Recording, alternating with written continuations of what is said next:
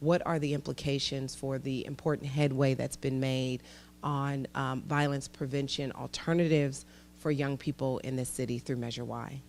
The violence prevention programs here are incredibly important, and we should be so proud of our leading efforts.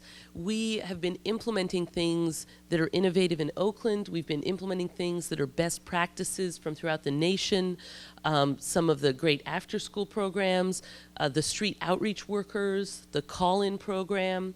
And so what's remarkable to me is that we have programs that have begun to show real results, and now they're being threatened with being cut. At the point where, you know, when you launch a new program, it takes a couple years to get it up and running.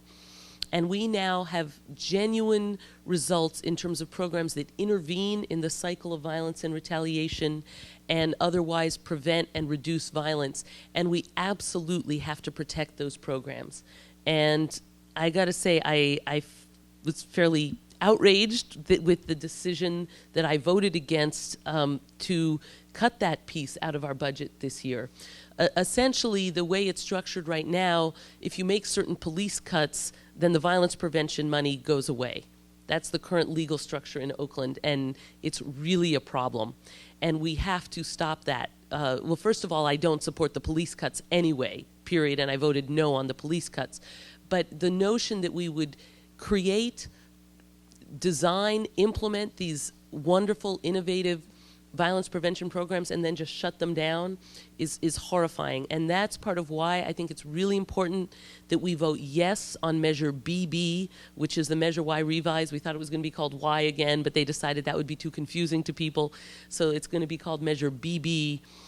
And that will revise Measure Y so that the violence prevention programs, the community policing programs, and the fire prevention programs will have their funding maintained and not be taken away based on what goes on in other programs. And so it's important that we vote yes on BB so that we protect our violence prevention funding and the other funding that covers. Now, in terms of the violence that is impacting our young people, it is horrific. And that's part of why I'm saying we have to start looking at innovative programming, not just inside the school, but outside the school. The safety ambassadors is something that's been implemented in our commercial districts where you have them walking around downtown and uptown as a way to make those commercial districts feel safer and more welcoming, and to have another group of people who are not police officers, but who are professionals, uniformed, visible, and we need to bring that, to have that around our schools. The other thing we need to do is learn from real data. And if you look at the statistics about youth crime and youth victimization, there's a spike that takes place between 3 p.m. and 6 p.m. And so that very fact tells us that we need to look at that time period in terms of our responses. So I want to make sure that we have access to safe and viable programming after school for all of our kids. Need to have that. And it also means that we have a chance to break the cycle. If we can have our young people during the time period where the crime spikes in safe and healthy environments, we can prevent a next generation from having that experience in the first place, which then tends to spiral. And when we talk about young people getting involved in committing violence, it's often ones who were victims of violence before. And it's often a young person who was beaten up on the way home from school who will then either drop out or join a gang as what feels like the only way to be protected. So preventing young people from being victims of crime also prevents them themselves from then being tempted to enter a life of crime themselves. So we need to do that as well. The other thing is that we have to fundamentally change how we handle the juvenile justice system, because there are many young people in Oakland who might make some minor mistake, but then they're put into a system that devastates their life forever and destroys their job opportunity and destroys their educational opportunity. And a young person from a more privileged household might make that same mistake, might be caught with some small amount of contraband, say, and if they're from a more privileged household, maybe nothing will happen to them. But if they're from a less privileged household, they'll be put into the system in a way that takes away their opportunity forever. And we need to stop that as well. And the money we waste on that then could be how we support our schools and our after-school programs. What the city could do under your leadership to really improve community police relations, not just with the broader community, which I think is important, and maybe you can say a few words about that, but also more specifically with young people. Yes, it's incredibly important, and I think, you know, that incident only helped heighten attention to something that is an epidemic already. And I'm grateful for the Code 33 program. They've been doing some great things. It was a big gathering they had downtown in the top of the parking garage with some bands and some police, and I think it's really important that we do actions not just in moments of crisis, but all the time, so that, and exactly that story you told, that when you build the relationships, when you're not in the crisis moment, then those relationships are there to create that moment where you can have where you can be the repairer of the breach in the midst of the chaos. And that's so important. That's part of why it's so important to me that we recruit Oakland residents for our police force.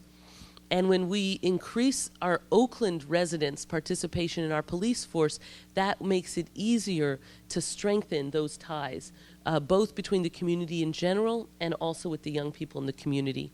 I also support the cadet program, the efforts to train Oakland youth to be able to become future police so that our next generation doesn't have the sense of the police as a foreign army of occupation, but rather as members of the community who are here to serve and protect the community.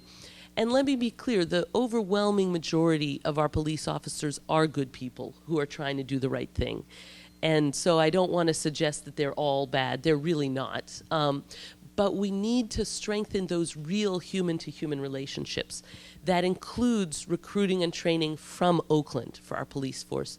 It includes deploying the police to regular beats so that if you have the same officer assigned to a particular geographic area over time so that that officer can actually get to know the people in the area, that is another really important strategy. It's what people often refer to as community policing.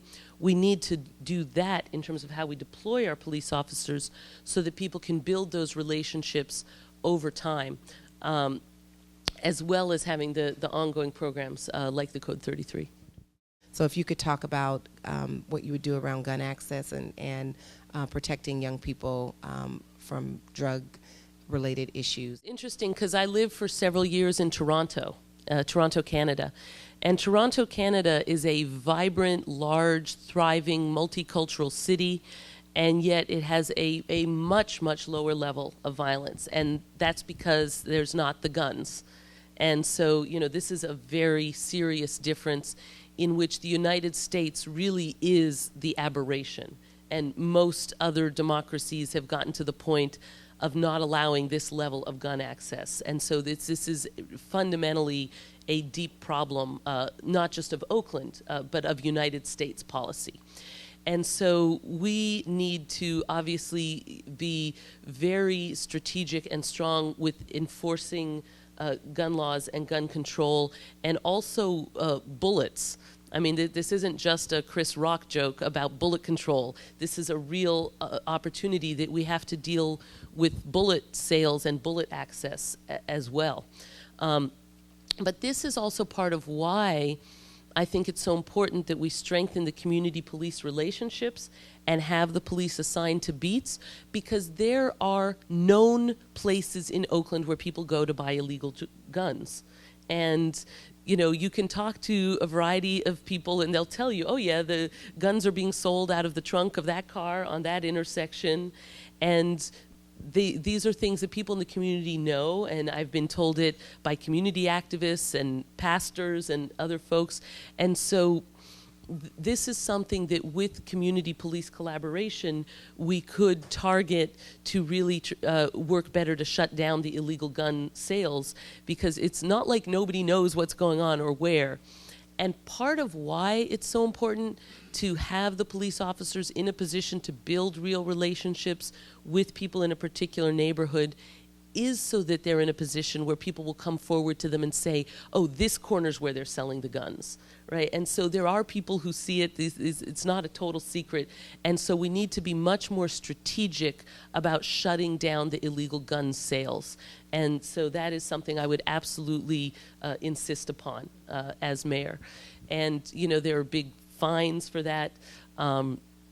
That can be imposed as well. And so I think that's a really essential strategy because, you know, the other thing that goes on is when the guns are readily available, situations become violent that don't have to become violent. And there'll be a situation where two people might be in an argument, and if there was no gun there, the argument could have ended in merely someone yelling or even punching, okay? But when there's a gun there, then it gets much worse than it would otherwise have had to be. And so getting the guns off the streets is really important to stopping the escalation and then the cycle of retaliation. And so that is absolutely something I would support and push for, and it's a great place for more community police collaboration. And now in terms of the way that the drug trade fuels violence, this is also really important.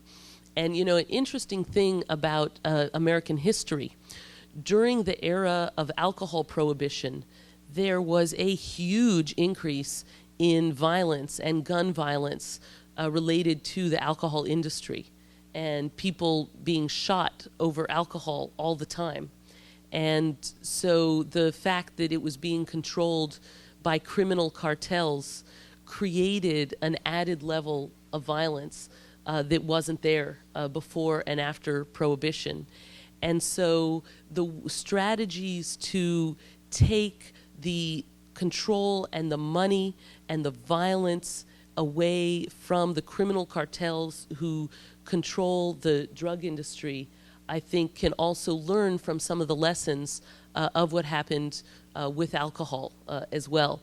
Though I want to say I'm not encouraging people to use anything in any way, but I am saying that we can do a better job of having that not be in the hands of criminal cartels, not on the street, not around children, and really stopping that cycle of money funding violence. And, you know, there's been a great increase in violence around the border, as well as within Oakland in particular, with some of the drug industry, though tragically now also there's been an uptick of it around sexually exploited minors. And so I want to make sure to name that as well. That's another phenomenon that's been growing over time and that really needs a greater level of real attention. I mean, there are 12-year-olds being sold on the streets of Oakland, and there are criminal cartels marketing children for sexual exploitation, and there's been a real uptick in violence and gun violence around that as well. And I think that you know, it almost feels like that doesn't get talked about much by civic leaders because it's awkward or embarrassing or painful. No one wants to talk about 12-year-olds being sold for sexual exploitation, but it is going on and it's a growing problem, and we need to do more around helping the youth who are being exploited and really targeting the pimps in that sector to shut that down also.